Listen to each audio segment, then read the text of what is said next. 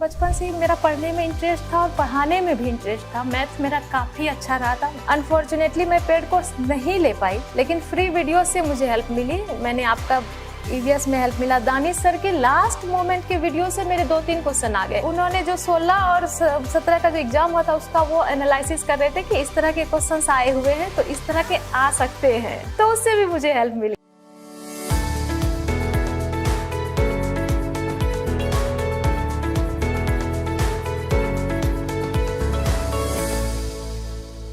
नमस्कार साथियों, एक बार फिर से आप सभी का स्वागत है बायजूस एग्जाम प्रेप स्पॉटलाइट में। साथियों, हम इस शो के माध्यम से उन सभी छात्रों से आपको मिलवाने की कोशिश करते हैं जिन्होंने अपने एग्जामिनेशन में काफी अच्छा स्कोर किया है। वैसे ही आज हमारे साथ जुड़ी हैं स्वीटी कुमारी। स्वीटी कुमारी ने पेपर 1 में 130 मार्क्स और पेपर 2 में 112 मार्क्स हासिल किए हैं और सीटेट का एग्जामिनेशन उन्होंने काफी अच्छे अंकों से पास किया है। तो सबसे पहले मैं स्वागत करना चाहूंगा स्वीटी जी आपका। Thank you sir. कैसा लग रहा है आकर? बहुत खुश हूँ सर। ओके, तो पहला क्वेश्चन मेरा जो रहेगा, मैं हमेशा जब बात करता हूं तैयारी की, तो सबसे पहला स्टेप होता है सिलेबस को परखना। आपने किस तरीके से सिलेबस को जांचा? आपकी क्या मतलब कहाँ से आपने सिलेबस को देखा और कौन सा तरीका था कि मेरे को ये जो सिलेबस है वो इस तरीके से स्टार्ट करना है या फिर तैयार करना है? सर मेरा जो बीएड का लास्ट एग्जाम था वो 9 अक्टूबर को हुआ था। और सीटेट का फॉर्म उसी दिन मैंने फिलअप किया, तो मेरे पास टाइम तो बिल्कुल कम ही था। तो मुझे लगा सबसे पहले सिलेबस ही देखना चाहिए, क्या सिलेबस है। वेबसाइट से मैंने सिलेबस डाउनलोड किया। उसके बाद सिलेबस देखने के बाद मुझे लगा कि पहले इसका जो प्रीवियस ईयर क्वेश्चन है वो मैं डाउनलोड करती हूँ। वो भी वेबसाइट पर ही अवेलेबल था। वो मैंने 18 से 21 जनवरी तक का था अवेलेबल, वो मैंने डाउनलोड किया। फिर मैंने उसको बनाया। बनाने के बाद क्या हुआ, कुछ कुछ चीजें थी जो मेरे समझ में नहीं आ रही थी। तो वो टर्म या वो वर्ड या वो क्वेश्चन जो मुझे समझ में नहीं आता था, उसको मैं गूगल पे या यूट्यूब पर सर्च करती थी। जहां से मुझे मिल जाता था मैं वहां से उसको अच्छे से, चाहे मुझे 3 वीडियो 4 वीडियो देखना पड़े, मैं उसको अच्छे से समझती थी। बिल्कुल। हाँ, तो मेरा बेस प्रीवियस ईयर क्वेश्चन। आपने अभी जैसे कहा कि आपने बीएड की, जब आप बीएड कर रही थी तो अभी आपने सीटेट की तैयारी शुरू कर दी थी लास्ट एग्जामिनेशन पे ही? नहीं, मेरा लास्ट एग्जाम खत्म हुआ। अच्छा, खत्म होने के बाद? क्योंकि सर मेरा जो बीएड में जो सेकेंड पेपर होता है उससे रिलेटेड सीटेट में कुछ भी नहीं आता। जी जी, मतलब सेकेंड पार्ट का। बिल्कुल। और उसमें 6-7 पेज के क्वेश्चन के आंसर लिखने होते, तो उस टाइम तो टाइम था नहीं कि मैं सीटेट की तैयारी कर सकूं। मैं सेकेंड पार्ट की ही तैयारी कर रही थी। 9 अक्टूबर को मेरा खत्म हुआ एग्जाम, उसके बाद मैंने सीटेट की तैयारी शुरू की। बिल्कुल। स्वीटी जी, आपके जो मार्क्स हैं 130 मार्क्स हैं। निश्चित तौर पर इतने मार्क्स लाने के लिए आपको बहुत सारी मेहनत करनी पड़ी होगी, बहुत सारे एफर्ट्स डालने पड़े होंगे और इन एफर्ट्स के बीच में कुछ समस्याएं भी आई होंगी। और जैसा कि आपने बताया भी था कि आप 2 बच्चों की माँ भी हैं। Yes sir. तो वो एक्सपीरियंस कैसा है आपका? मतलब बच्चों, फैमिली को हैंडल करना, साथ में पढ़ाई करना, तो उसके बारे में हमारे जितने भी स्टूडेंट्स हैं, क्योंकि बहुत ऐसे स्टूडेंट्स होते हैं जो सीटेट की तैयारी कर रहे होते हैं और वो जो है वो माताएं होती हैं या फिर फैमिली चला रहे होते हैं वो लोग साथ में। तो उनके लिए आपके ये जो इंटरव्यू मोटिवेशन का काम करेगा। तो प्लीज हमारे उन सभी स्टूडेंट्स को आपकी समस्याओं के बारे में जानना है और किस तरीके से आपने उन्हें हैंडल किया उसके बारे में बताइए। जी सर, मेरे तो 2 बच्चे हैं। एक 10 साल का है जो 4th में था, अभी 5th में, और एक 3 साल का है। तो टाइम मैनेजमेंट की तो दिक्कत हुई, लेकिन ये है कि जब इंसान कुछ ठान लेता है कि मुझे करना है तो वो करता है। और मैंने टाइम निकाला, जब मेरे दोनों बच्चे सो जाते थे तब मैं मोबाइल लेकर देखती थी, या कभी दिन में ही अगर मेरा बच्चा सो गया तब मैं देखती थी। और मुझे बड़े बेटे को भी पढ़ाना होता था, क्योंकि मेरा बड़ा बेटा भी जो है sir continue Saint Paul school में, जब से मैंने उसे डाला है उसने 1 रैंक होल्ड किया हुआ है अभी तक। अरे वाह। तो मैं उसे भी टाइम देती हूँ, तो उसे भी 1-2 घंटे टाइम देना होता था और मुझे खुद भी पढ़ना होता था। टाइम तो मुझे निकालना ही होता था। चाहे ये होता था कि कंटिन्यू मैं 2.5 घंटे नहीं निकाल सकती थी, लेकिन जब भी मुझे टाइम मिला, जब भी मेरा बेटा सो गया या टाइम मिल गया 10 मिनट, 15 मिनट, 20 मिनट, तो मैं थोड़ा पढ़ लेती थी, अपना वीडियो देख लिया या पढ़ाई कर। तो काफी स्ट्रगल रहा होगा इस बीच में, क्योंकि बच्चे को सुलाने का वेट आपको करना पड़ता था, पढ़ाई करने के लिए, अपनी पढ़ाई करने के लिए। और देखिए, ये तत्परता ही थी या फिर कहें तो लगन ही थी स्वीटी जी की, जो देखिए, आप में से बहुत सारे स्टूडेंट्स ऐसे रहेंगे कि जब आपको लगेगा ना कि यार मेरा बच्चा जब सो जाएगा तब पढ़ाई करूंगी, है ना, और वो जो स्पेसिफिक टाइम आएगा कि यार अब बच्चा सो गया है अब पढ़ लूं, तब थोड़ा आलस आएगा कि चलो मैं भी सो ही लेता हूँ, परेशान में आप भी थकान हो जाओगे घर का काम करने के बाद में। लेकिन स्वीटी जी ने इन सब चीजों से परे रखकर अपने करियर को नंबर 1 पर रखा। उन्होंने कहा कि ठीक है, मेरा घर एक मेरी जिम्मेदारियां हैं, लेकिन उसके साथ में मुझे अपना एग्जामिनेशन भी पास करना है, मुझे अपना करियर भी जो है वो सेट करना है घर की जिम्मेदारियों के साथ में। बहुत बहुत शुभकामनाएं आपको भविष्य के लिए। आपके इस जो आपका जो जज्बा है, मैं चाहूंगा कि आप ये कंटिन्यू रखें अपने फ्यूचर के लिए। Thank you sir. मेरा अगला क्वेश्चन रहेगा कि आपका सबसे जो जब आप तैयारी कर रही थी तो सबसे कमजोर विषय कौन सा रहा? सर हिंदी मीडियम वालों की तरह जो होता है हिंदी मीडियम वालों के साथ, मेरा सबसे कमजोर विषय इंग्लिश ही था। इंग्लिश था? हाँ, अक्सर हिंदी मीडियम वालों के साथ यही होता है। तो उसके लिए मैंने क्या किया, मैंने जो PYQ डाउनलोड किया, प्रीवियस ईयर तो उसमें क्या था, पेपर 1 और पेपर 2 के तो उसमें क्वेश्चन थे ही जी।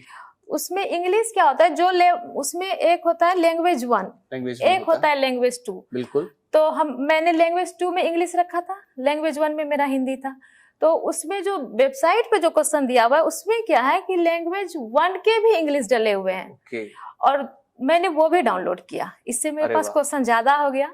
जो लैंग्वेज 2 के थे 5, फिर लैंग्वेज 2 के सेकेंड पेपर के, फिर दोनों के लैंग्वेज 1 के इंग्लिश, तो मैंने सारे के सारे इंग्लिश के डाउनलोड कर लिए। तो लैंग्वेज 1 का जो पेपर था उसमें क्या था, एक पैसेज एक पोयम होता था, बाकी 15 नंबर पेडागोजी। तो वो पोयम छोड़ के, क्योंकि मैंने लैंग्वेज 2 में रखा था तो मुझे पोयम की जरूरत थी नहीं, पोयम छोड़ के जो बाकी क्वेश्चंस थे उसको मैंने एक एक करके उस पर सबसे ज्यादा मैंने मेहनत की इंग्लिश के लिए, क्योंकि वो मेरा कमजोर था तो मुझे उसी पर मेहनत करना ही था। बिल्कुल। हाँ। जैसा आप बार बार बता रहे हैं कि आपको काफी ज्यादा कंप्यूटर लिटरेसी भी है, डाउनलोड करना, सर्च करना। हाँ। आपके हस्बैंड क्या करते हैं? वो सर HP में है। HP कंपनी में? हाँ। ओके, तो उनकी ओर से कुछ हेल्प रही आपको? नहीं सर, मैंने खुद ही पहले 4 साल जॉब किया है as a HR generalist SKS microfinance में। अरे वाह, मतलब ऑलरेडी जॉब। तो आपने जॉब स्विच करने की क्यों सोचा? मतलब एक अच्छी जॉब से आप टीचर बनना चाहती हैं, तो ऐसा क्या है, आपको क्या मोटिवेशन लगी कि मेरे को टीचर बनना है? बच्चे से जुड़ के रहने में मुझे ज्यादा मजा आया। जब मैंने अपने बच्चे को पढ़ाना शुरू किया तो एक्चुअली सर बचपन से ही मेरा पढ़ने में इंटरेस्ट था और पढ़ाने में भी इंटरेस्ट था। मैथ मेरा काफी अच्छा रहा था।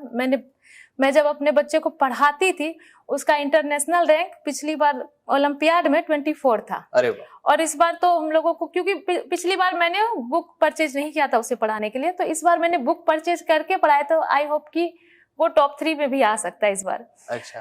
तो सर मुझे जब बच्चे को मैं पढ़ाने लगी तो मुझे लगा नहीं HR नहीं, कुछ ऐसा करूं मैं अपने बच्चे के साथ भी जुड़ी रह जाऊं, बच्चे के साथ कनेक्शन। हाँ, मेरा करियर भी चल जाए और बच्चे के साथ भी रह मतलब बच्चे के साथ का जो कनेक्शन है वो आपको टीचिंग की ओर खींच के लेकर आया। क्योंकि अगर मैं HR में कंटिन्यू करूंगी तो फिर बच्चे से अलग हो जाऊंगी। बिल्कुल। इसलिए मैंने सोचा कि अब B.Ed करके और मैं इधर आ जाती हूँ टीचिंग में। तो टीचिंग में आपको कौन सा टीचर बनना पसंद है? मतलब कौन सा आप चाहते हैं कि दिल्ली का टीचर या फिर KVS का टीचर या फिर आप स्टेट गवर्नमेंट का टीचर? मुझे तो कहीं भी पढ़ाने में मजा आएगा। अच्छा, सर कोई प्रेफरेंस मिल जाए, कुछ भी मिल जाए, बस मुझे मैथ पढ़ाना सबसे ज्यादा पसंद है। मैथमेटिक्स सर मैथ मुझे बहुत पसंद है। स्कूल टाइम में मेरा मैथ काफी अच्छा था और मुझे पढ़ने का बहुत शौक भी था, लेकिन मेरे घर की ऐसी परिस्थिति हो गई, मेरी मम्मी का एक्सीडेंट हो गया, मेरा एक छोटा भाई जो मुझसे 5 साल छोटा और एक छोटी बहन जो मुझसे 10 साल छोटी थी वो कोमा में चली गई। तो मेरे पूरे घर की जिम्मेदारी मेरे ऊपर आ गई। तो फिर मैंने हिस्ट्री ऑनर्स कर लिया। फिर हिस्ट्री ऑनर्स कर लिया। हाँ, कई बार अपने घर की समस्याओं की वजह से लोगों को पढ़ाई छोड़नी भी पड़ जाती है, लेकिन आपने बहुत जज्बा दिखाया, हिम्मत नहीं हारी। तब भी मैं अपने भाई को, बहन को, परिवार को केयर करते हुए रात में टाइम मिला, कभी टाइम मिला तो मैंने पढ़ाई की। बहुत अच्छी बात है, बहुत अच्छी बात। और ये जज्बा आपको एक दिन जरूर आगे लेके जाएगा, मुझे पक्का बिलीव है। आप एक बहुत अच्छी टीचर बनेंगे गवर्नमेंट स्कूल में और बच्चों के भविष्य को सुधारेंगे और आपकी कहानी से हर कोई इंस्पिरेशन लेगा, हर कोई जो है वो सीखेगा। उसके बाद भी सर हिस्ट्री ऑनर्स करने के बाद मैंने लॉ किया। अच्छा, लॉ किया आपने? और लॉ करने के बाद मैं उस फील्ड में ही जाना चाहती थी, लेकिन भगवान ने फिर मेरे साथ ऐसा कुछ कर दिया कि मेरे पापा की जॉब चली गई। फिर घर की जिम्मेदारी आ गई। फिर मैंने क्या किया, एक B.Ed स्कूल में क्लर्क का जॉब शुरू कर दिया। अच्छा। और वहाँ जॉब करने के बाद SKS माइक्रो फाइनेंस में HR की वैकेंसी निकली हुई थी और मैंने उसमें पहले रिटर्न एग्जाम था तो मैंने रिटर्न एग्जाम के लिए अप्लाई कर दिया। मेरा रिटर्न एग्जाम क्वालिफाई भी हो गया। वहाँ के जो मैनेजर थे जिन्होंने मेरा इंटरव्यू लिया उन्होंने मुझे सिलेक्ट भी किया। फिर ऊपर से आया कि मतलब इसमें HR में जिसका MBA है वो ही रह सकता है। तो वो मेरे रिटर्न एग्जाम के मार्क्स से इतने इम्प्रेस थे वो सर कि उन्होंने खुद अपनी तरफ से हेड ऑफिस से ये करवाया कि नहीं ये बाद में कोरेस्पोंडेंस से कर लेगी MBA, लेकिन इतने टैलेंटेड कैंडिडेट को छोड़ना सही नहीं है और उन्होंने मुझे रखा। अरे वाह। सीटेट में सबसे ज्यादा मार्क्स किस सब्जेक्ट में? मैथमेटिक्स? मेरे CDP में। Well done. और EVS में कितने मार्क्स आए आपके? 27। वाह, वेल डन। तो कैसा लग रहा है 27 मार्क्स हासिल करके? बहुत अच्छा लग रहा है सर, आपके वीडियोस देखे थे। चलिए, तो मेरा एक क्वेश्चन रहेगा कि बायजूस एग्जाम प्रेप एक प्लेटफॉर्म है जो आप जैसे स्टूडेंट्स की हेल्प करता है। वक्त पर बहुत हेल्प हम लोगों ने की है, सभी छात्रों की है। आपको बायजूस एग्जाम प्रेप से क्या हेल्प मिली? मुझे मेन तो EVS में हेल्प मिला। EVS का वीडियो मैंने देखा था। अनफॉर्चुनेटली मैं पेड कोर्स नहीं ले पाई, लेकिन फ्री वीडियो से मुझे हेल्प मिली। मैंने आपका EVS में हेल्प मिला। दानिश सर के लास्ट मोमेंट के वीडियो से मेरे 2-3 क्वेश्चन आ गए। अरे वाह। उन्होंने जो मतलब मेरा 21 दिसंबर को एग्जाम था, 21 दिसंबर के पहले जो 2 एग्जाम हुए थे उसका एनालिसिस करके वो रात के 11:15 बजे क्लास रखते थे और उनका क्लास खत्म होता था फिर अंकुर सर का शुरू होता था। अच्छा। तो वो उन्होंने जो 16 और 17 का जो एग्जाम हुआ था उसका वो एनालिसिस कर रहे थे कि इस तरह के क्वेश्चंस आए हुए हैं तो इस तरह के आ सकते हैं, झारखंड की भाषा को डुबिए वो है ना? तो उससे भी मुझे हेल्प मिली। मतलब मैं लगी रहती थी सर जहाँ मिल जाए। तो कुल मिलाकर आपको यूट्यूब से काफी हेल्प मिली बायजूस एग्जाम? यूट्यूब ही मेरा बेस्ट था। अच्छा, यूट्यूब से ही काफी हेल्प। फिर अंकुर सर ने, लेकिन सर बहुत एकदम जब 1-2 दिन टाइम बचा था तब उन्होंने लेवल 2 शुरू किया था पढ़ाना, तो मैं हेल्प ले नहीं पाई। मेरा तो 21 दिसंबर को एग्जाम हो गया। एक और चीज मैं आपसे पूछना चाहूंगा। आपने लाइफ का स्ट्रगल बताया, आपने जो है ये बताया कि मैंने एग्जामिनेशन पास किया। आपकी लाइफ में सबसे बड़ी मोटिवेशन क्या थी? मोटिवेशन तो बस ये था कि कुछ करना है। इंटरनल मोटिवेशन ज्यादा थी? कुछ करना इसलिए है क्योंकि पहले सर हम लोगों की फैमिली भी ऐसी होती थी कि आप अगर लड़की हैं तो मेरे घर में मतलब जैसे मेरे नानी घर में या मामा लोग, अरे लड़की है क्यों इसको पढ़ा रहे हैं, इस टाइप की फैमिली थी। तो मुझे दिखाना था कि नहीं मैं लड़की हूं तो क्या, मैं पढ़ सकती हूँ, मैं लड़की हूँ तो भी मैं करूंगी। ये था मेरा। बहुत अच्छा है आपके अंदर। मैं मतलब उन लोगों का कहना था लड़की है क्यों पढ़ा रहे, शादी करा दीजिए, मत पढ़ाइए। लेकिन मुझे था कि नहीं लड़की हूँ तो पढ़ूंगी, शादी हो भी गई है तो भी पढ़ूंगी, बच्चे भी हो गए तो भी पढ़ूंगी। मुझे पढ़ना है और दिखाना है कि लड़की है तो क्या हुआ, पढ़ सकते हैं।